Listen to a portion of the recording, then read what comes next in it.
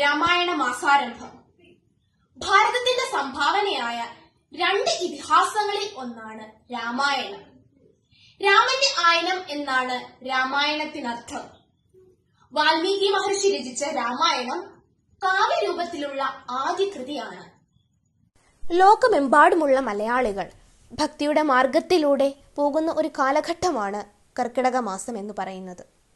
രാമായണം വായിക്കുന്നതിൻ്റെ പ്രസക്തി എന്താണെന്നുള്ളതാണ് ഞാൻ ഇവിടെ വ്യക്തമാക്കുന്നത്. ഇന്ന് അധികാര കസേരയ്ക്ക് വേണ്ടി പരസ്പരം കടിച്ചു കീറി ഏതു വിധേനയും എല്ലാം പിടിച്ചടക്കി വാഴുവാൻ ശ്രമിക്കുന്ന ഈ സമൂഹത്തിന് ഒരു നല്ല സന്ദേശമാണ് ശ്രീരാമനും ഭരതനും നൽകുന്നത്.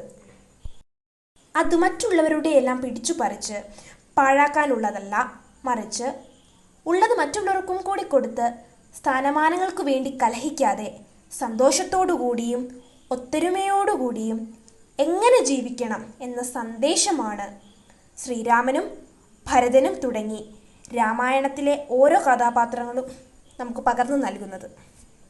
ഇന്നും മൂല്യബോധമുള്ള ഒരു സമൂഹത്തെ വാർത്തെടുക്കുക എന്നതാണ് രാമായണം പകർന്നു നൽകുന്ന വലിയൊരു സന്ദേശം.